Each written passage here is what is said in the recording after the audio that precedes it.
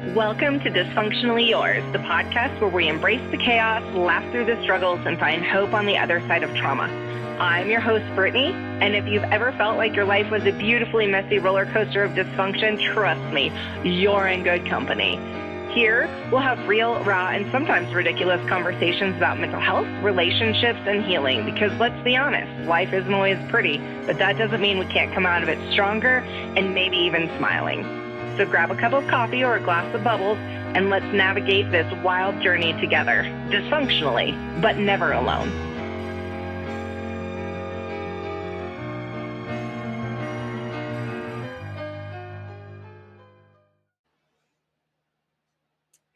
Welcome back, friends, to another episode of Dysfunctionally Yours. I am your host, Depressed Burrito. Just kidding. My name is Brittany, but I've been a depressed burrito all week long. And so therefore, today I was like, I'm not really a depressed burrito today, but I don't feel the need to get dressed and get all done up and do my hair to record a podcast. So I didn't. So I'm essentially 1 foot in the bed being a depressed burrito and 1 foot here. And that's okay. that's all right. We love that journey for me. We love, what do I always say? Baby steps are still steps. I took baby steps to get here. Also, I get all of these Starbucks cups from everywhere I go. I once had a friend that was ever so thoughtful that brought me back one of these Starbucks cups from where she went. And that was so sweet and so thoughtful, but I was like, oh God, it has to be someplace I go. They have to be my travels. Not your travels. Fortunately, I had also been to that same state. So she brought me back an actual Tennessee one. And I had an actual Nashville specific one. So it worked. But I was like, thank you so much. And also my worldly traveler friend, thank you, but no thank you. Does that make me suck? I don't know. I just want them to be my journeys. Anyways, this one, my point was, this one is from Iowa. I was looking at it this morning and it says the Corn Belt on here. The Corn Belt. I had to be like, is that like the Bible Belt? Because I lived in the Bible Belt for a moment. And what was really weird about that is they force you to have these religious channels on your TV and you have to pay for them. So you're paying, it was cheap. I was like maybe $1.12 for this and like $2.94 for that. But you have to pay for them and you have to have them. You cannot opt out of them. I tried. And you don't get things like Comedy Central, which was regular TV that you would get with I don't know, your cable box at the time. Mind you, this was also like 20 years ago. So I don't know what the rules are today. Don't come at me if they're different. But it was weird to live in the Bible Belt and them regulate your television and then force you to pay for their religious channels and not let you have Comedy Central to watch South Park or Family Guy or whatever was on Comedy Central at that time. Or whatever was on there.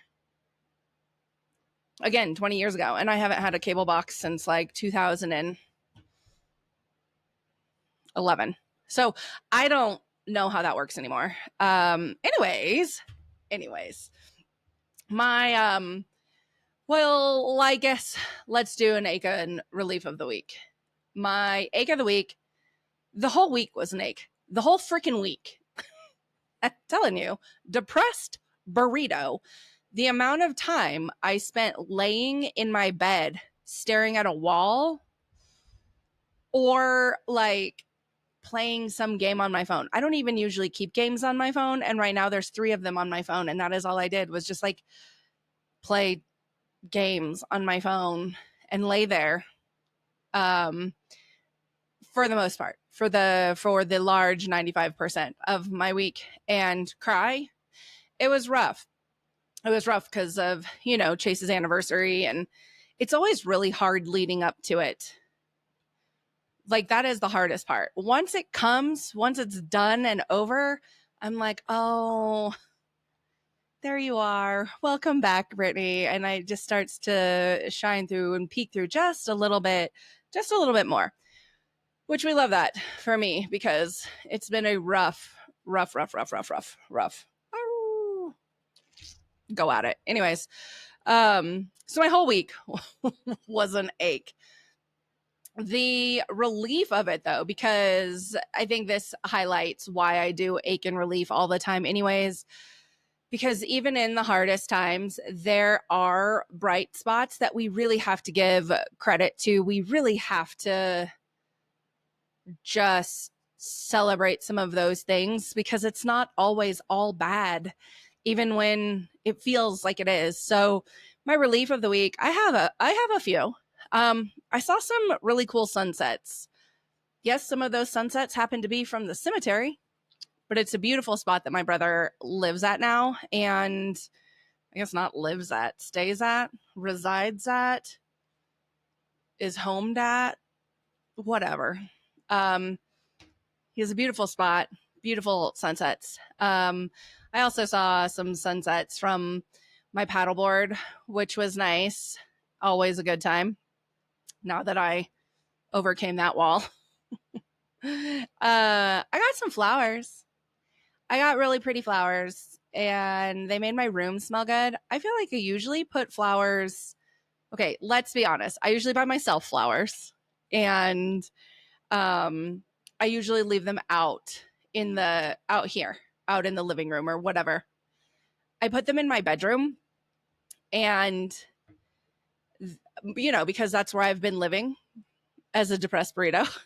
So I put them in my bedroom and they made my whole room smell so nice. And I'm like, oh, I didn't know that they actually smelled that big of a smell. But they do. I got some flowers. Those were nice. I was able to spend some time with my family and friends. We went to go do karaoke on Chase's anniversary, and everybody just sort of pulled through and had a good time and had some laughs. And, that was a very nice time. And so just being able to celebrate with the ones, not necessarily celebrate, that's a weird word, being able to spend time with the loved ones that are still here was nice. And I loved that. So there's some good moments. And I really appreciate everybody that called and checked in on me. Whether I answered the phone for you or not, I saw you and I appreciate you. All right. So with all of that, I did want to do a little bit lighter of an episode because I know last week's was heavy. I've just been in a kind of a heavy space. And so I wanted to be mindful and I wanted to just lighten it up a little bit because, again, like healing comes in waves. It comes, it goes. Some days are great. Some weeks are great. Some aren't. And that's okay because that's real. And we have to do what we have to do what we have to do. Also, I'm considering editing this differently and leaving a more raw, uncut version of it on YouTube and then the regular streaming episode. So if you're watching it on YouTube, yikes. Yikes. All right. That was aggressive. Make them say, oh, na na na na na na na na. All right. Sorry. Anyways, we're gonna call this episode Ask Me Anything, but make it dysfunctional, because I wanted you guys to be able to write in. I wanted you guys to be able to ask any questions. I posted a lot on the socials.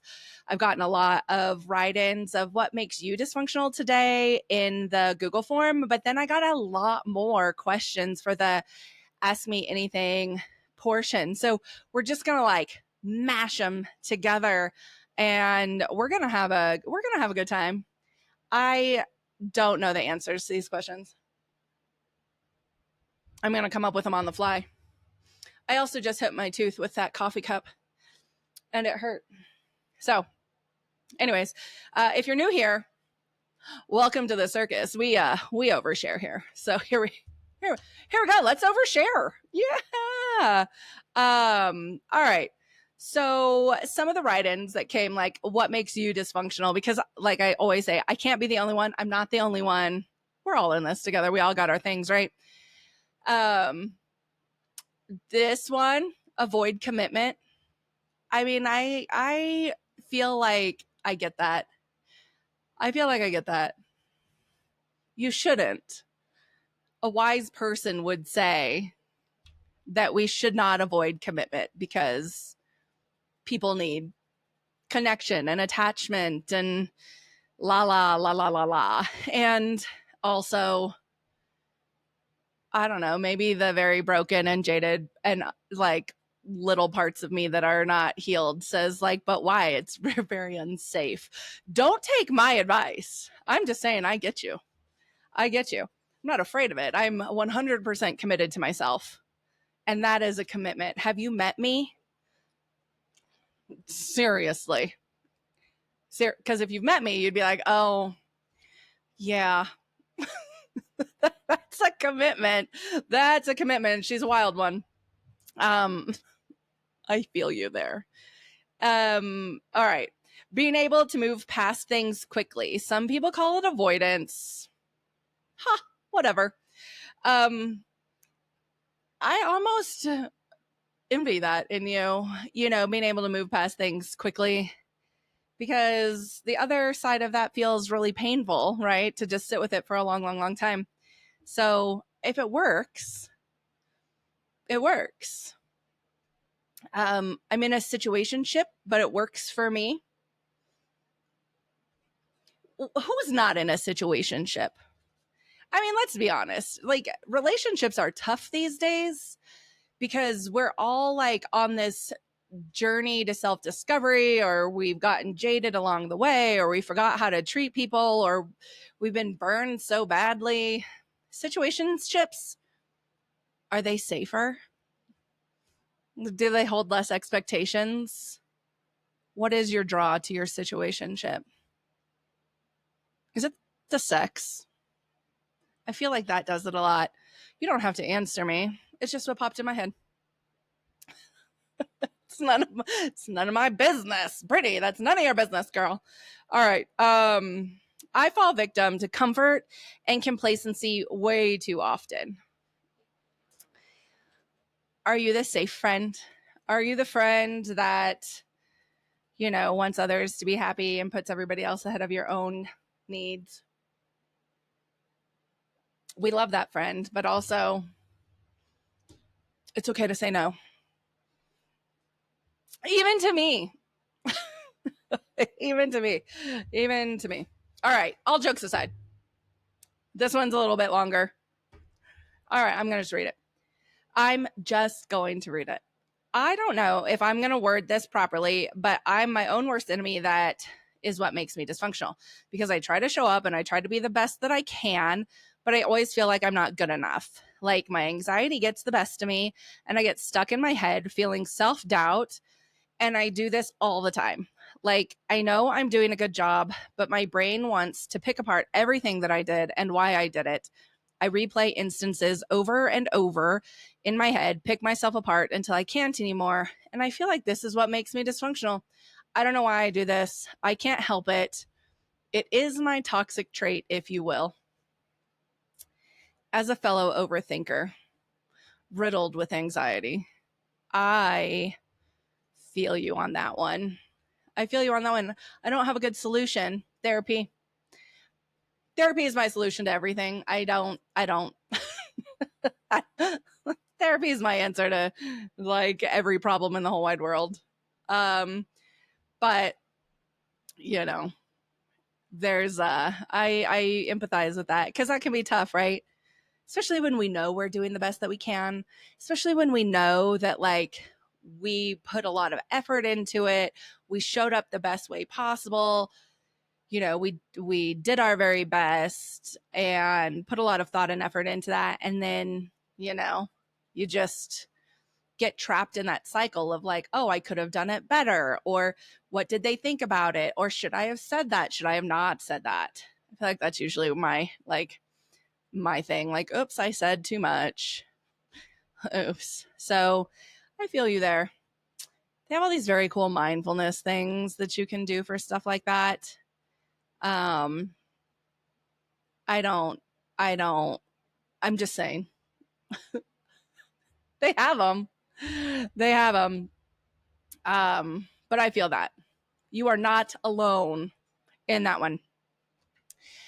Those are the write-ins. But then I have all these questions. So we're gonna go through the questions and we're gonna see what happens here. Yikes. Okay. What is your absolute comfort regulator? Whether it is food, activity, or whatever, your number one go-to. My number one comfort regulator, bed. Like if I have a really, really, really hard day and I just know nothing's going to make it better, I don't have a problem cashing in at 6:30 at night, sun's still up and everything, and being like, it is time for me to go to bed. It is time for me to be done. Like I said, depressed burrito in bed all week. So bed for sure. Although somewhere in this state of depressed burrito, I really wanted something that was just going to like make me feel all warm and fuzzy as far as food went. And so I absolutely bought a box of Velveeta shells and cheese and sat down maybe with the pot and a glass of wine and my Velveeta shells and mac, and just sat there really enjoying myself with my, this was my comfort meal. And then I returned to bed. So, maybe it's food sometimes. When you're feeling down, what do you remind or tell yourself? I've gotten really good at reminding myself that like this will pass, and not in this like cliche sort of way that feels like what everybody tells you when you're in the thick of something terrible, but like because I know that it will. I know without a shadow of a doubt, wholeheartedly, this too shall pass, and I will walk away with something from it. And so just reminding myself that I have the tools and the strength and the capacity to handle whatever is thrown my way, whether I love it or hate it. I know that it's just a brief moment in time. And a year from now, 3 years from now, 20 years from now, it may or may not even matter. So I just have to jump into the deep end and get through it. So it works. It's gotten me this far. Is medicine from the element table okay for bipolar to take? I don't totally understand this question. I'm going to imagine it would be not medicine, but like a vitamin, like iron or potassium or something. And also, I'm not a doctor and I would never give medication advice or information. So, talk to your doctor? I don't know. I'm just a girl. I'm just a girl trying to survive in the world. I don't know that answer. I mean, I feel like I know the answer, but I don't know that I should tell it. So, anyways, what is one dysfunctional behavior you still have not unlearned? A dysfunctional behavior I have not unlearned. Oh, geez. Just one. One dysfunctional behavior I haven't unlearned. Shit. I don't know. I don't know. They're all pretty. I mean, I think what I will say is I think that I have learned a lot in just the past 6 or 8 months about boundaries in certain relationships, whether they're family or friends, and what those look like, because I thought I had an idea. I thought I knew, right? I thought that the rattlesnake gave me this blueprint of like, nope, hard pass. And then I was a little blind to other things that came up. I also was really blind to a friendship that I had and how similar she was to the rattlesnake. But it was like, because it wasn't the rattlesnake, I didn't really see it that way. And it wasn't until a lot of work with my therapist that was like, do you hear? Do you see? Are you aware?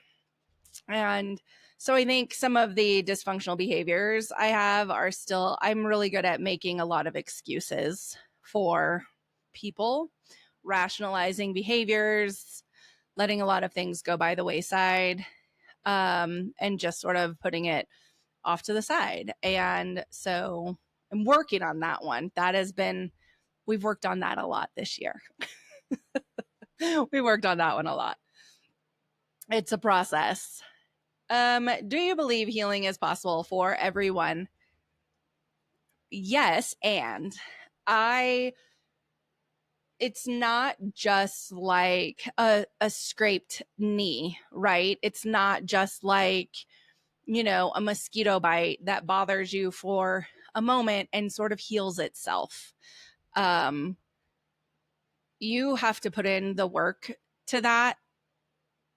And if you're not willing to put in the work to healing yourself and to learning from your mistakes and to growing and moving past situations, then no, you won't heal. You'll just continue to navigate the world in this very dysfunctional kind of way and continue to hurt others and perpetuate that cycle of like hurt people hurting people. So then the issues become more compounded and harder. But I do believe that healing is possible if you really want to, and if you are willing to put in the work and take the accountability for your own shit, then yeah. And let's be honest, healing is also kind of a painful process because it does require you to drudge up a lot of feelings that you might not want to drudge up. And those don't feel good. It doesn't always feel good to relive that at all. I remember this one time a handful of years ago, numerous years ago, but I just like burst into tears one day and I was so upset. Showed up at my friend's house, actually the same one that brought me coffee cup from her vacation. Showed up at her house and was just like hysterically crying because I didn't understand how my parents, adults, grown, big, large grown-ups, could hurt me physically as a little kid, could end up giving me stitches, could do some of the things that they did, the busted lips and the black eyes and the things like that. And I didn't understand that. Like, it really, really suddenly hurt very, very bad that like I had to deal with that instead of just being like, yeah, that's what they did. It's just what they did. No, it's not just what they did. That sucks. That sucks. And it was then that I had to kind of start working through some of those things that I had pushed aside for a very long time. Never denying that it happened, but definitely unwilling to look at the impact of some of that. So, and that was an emotional time. So I think that healing can be hard. Like I said, depressed burrito all week, trying to navigate some pretty substantial trauma this week. But I got through it. We can all get through it. It's possible. If you want to, anything is possible. All right. Have you ever regretted going to therapy? No, not ever. I actually cannot think of a time that I regret going to therapy. I can think of numerous times where maybe it wasn't as effective as it could have been, but I could still pull out key takeaways from that, things that I learned. I view therapy as like a hardware store giving you tools to put into your toolbox. And you might not necessarily know how to use this tool just yet, but you have it now in your toolbox for a later date. And you never know whenever you will need that, particular tool. And so I don't ever regret going to therapy. Not ever. Thoughts on JoJo Siwa? Let that girl live her life. Just let that poor girl live her life. That poor little thing. We're just going to let that girl live her life in whatever capacity she wants to live it in. Like, no, that's all. Let that girl live her life. Have you ever been the red flag in somebody else's story? Yes. I have a whole episode talking about a marriage. I'm sure that, well, I wasn't the only red flag, but I was my own part of a red flag there. I don't even know if I should tell this story. I also one time showed up, let myself into house, and went to sleep when they weren't there. Uninvited. I wasn't invited for that story or for that sleepover. I just showed up. And when they got home, he was very angry, very, very angry, and was just like, this is really unacceptable, Brittany. And I'm like, I just wanted to say hi, right? Like, no, actually, to look back on this, that's so wild. That is absolutely so wild. Yeah, that is the most watered down version of that story. And I'm sure that if he told this story to somebody else, the amount of responses of that girl is insane would be probably every response. So yes, I have been my own fair share of red flags. That's why I have cats now. just let me take care of the cats. What is your I need therapy moment of the week? Oh my God. Can I tell you this? Okay. So I'm having a situation with my bank right now, and they keep telling me different things, and they have locked up my account and have decided that they have 10 business days to decide if they're going to distribute me a new account or a new card. In the meantime, locked up my account. And it started in the frauds department, and okay, that's all fine. I understand why it happened. I don't understand being told you'll have your card in 24 hours and then being told, oh, we forgot to mail it. And then being told, oh, we have 10 days over the span of 3 days. Like, this is absolutely wild. Anyways, I'm on the phone with this lady. It happened to be Chase's anniversary, but I'm on the phone with this bank lady, and I'm getting angrier and angrier and angrier and angrier at her because she is being very difficult. To be fair, I asked to talk to a supervisor numerous times, and she would not. She was refusing to let me talk to a supervisor. She even put me on hold at one point, told me, yeah, I'll get a supervisor. And then she was the one that came back with the information. Girl, I don't want your information. I want to talk to a supervisor. This is unacceptable behavior. And so this went on and on and on. And then I finally was like, this is a recorded line. I'm now demanding to talk to a supervisor. I will not hang up this phone, and I will not be speaking to you any further, in the meanest way possible, right? This was not my time to shine. This was not nice Brittany coming out. And she finally is like, changes her whole tone of voice after being very argumentative and combative with me. And she's like, oh, you want to talk to a supervisor? I will be happy to help you with that. One moment, please. And I was like, you fucking fake ass beep. And then obviously she put me on hold. So, and then I was on hold for 44 minutes before I finally hung up because she was not, in fact, getting a supervisor. So, you know, it was in that moment that I realized, like, oh, I don't know how to be nice today. And so I'm not making any more phone calls. Like, I will deal with this another day because this is not a good look. That's not how we talk to people. I don't care how, like, no, absolutely not. Absolutely not. I was probably the red flag in her story too. Just like, give me my money though. just saying. Anyway, which celebrity couple breakup hit you weirdly hard? Oh God, Gavin Rossdale and Gwen Stefani. I was devastated. Bush being like my all-time favorite band. And then Gavin and Gwen had just been together forever and ever and ever. And I refused to believe that he cheated with the nanny. He did. But I was like, why would she leave? I don't know, because she has self-respect. Like, I just was very upset about that one. I have since moved on. I mean, we all have. Gavin and Gwen and I, we've all moved on.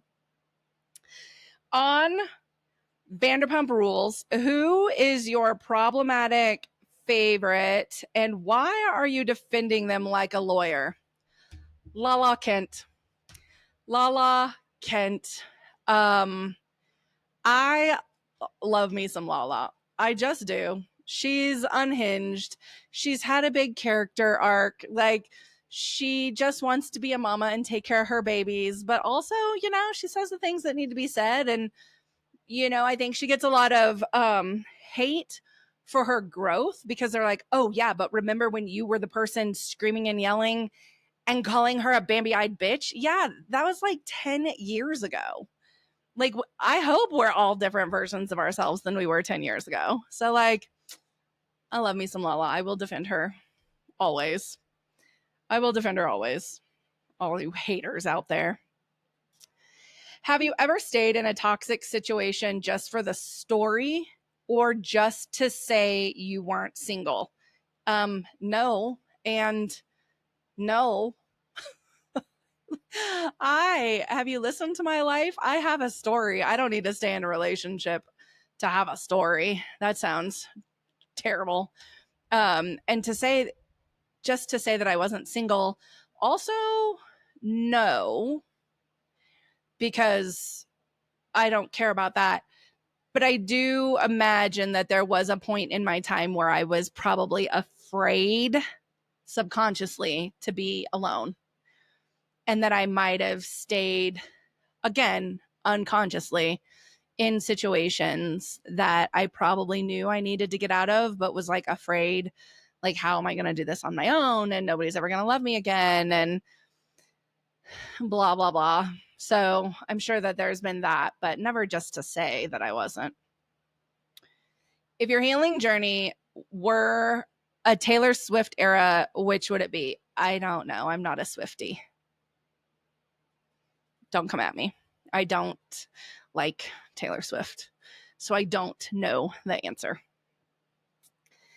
If you had any talent, what would it be? As in, I don't have any talents right now. No, I'm kidding. I'm kidding. If I could like choose to have an additional talent, I don't know. I'd probably be able to dance like really well. I would love to be graceful. you know, I would love to be graceful, and I'm not saying I want to do ballet, because ballet is very boring to my brain. It's beautiful. It's very boring to my brain, like to move so slowly. I had a hard time learning ballet, but maybe to dance. We already know I am the songbird of our time, so I don't need to sing. I like to dance. If you got canceled, what would it be for? Talking. I'm sure I say something that is problematic every day. I try not to. I do try to be very mindful of what I say, but sometimes it gets really loud in here and it just comes out very unfiltered. And then I'm like, oh God, I heard that. Like, I hope nobody else heard that. I heard that. It is probably at this moment in time, and it's not always, but like in this moment in time, I feel like it's been the past several weeks that I've gone to therapy. We've both looked at each other and been like, oh, don't say that in public. Don't say that. So I am sure that there are plenty of things that I would say that would just get me canceled. But I don't, like, again, not intentional and not in a vicious kind of way, just very unfiltered. And the world's very vanilla right now. The world is very soft and doesn't want to hear opinions and doesn't want to hear that we disagree with one another and doesn't want to hear direct information. So combination of my directness and the world being a little bit soft, and I'm a little unfiltered sometimes. So like a little bit of a combination of all of the above. I grew up drinking out of the hose. So if you didn't, you can't relate. What is your pettiest revenge moment? I am considering getting rid of my bank and my car insurance because of this situation that I just talked about. But they wouldn't care. But I would say my pettiest revenge moment, this is gross, actually. This is a gross story. Back a long time ago, whenever I was married to the boy's dad. I yuck, did not like that. I was out of town on a business trip, and one of the girls that was on this business trip was just awful. I ended up needing to leave the business trip early, and so the boy's dad came to get me, and then I had him like come in her shampoo. Yeah. And I thought it was hilarious. I actually still think it's hilarious. It's disgusting. And I was like 20. I was not even 20. I was probably like 18 or 19 years old. So like, don't hate me. Maybe that'll get me canceled.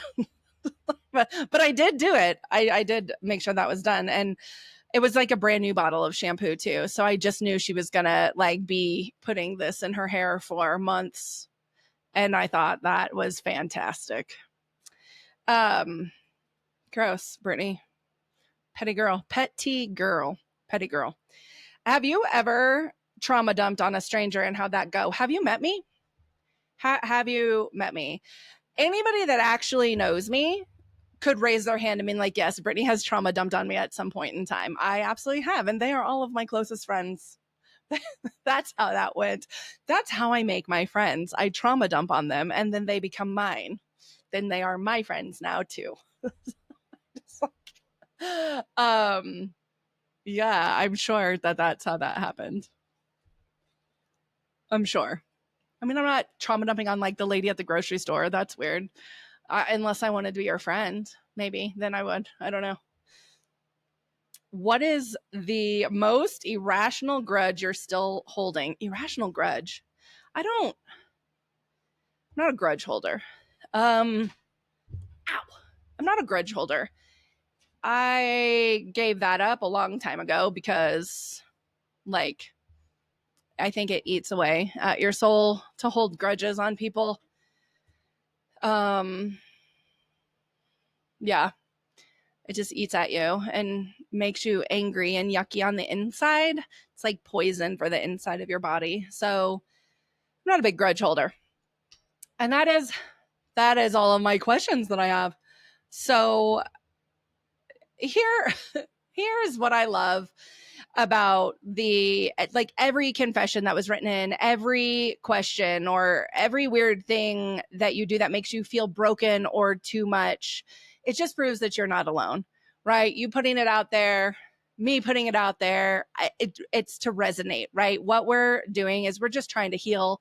We're just trying to connect and navigate life between all of the impulsive decisions and the emotional spirals. So that's how we're doing that. That's how we're building this community so that we know we're not alone. We know we're not alone.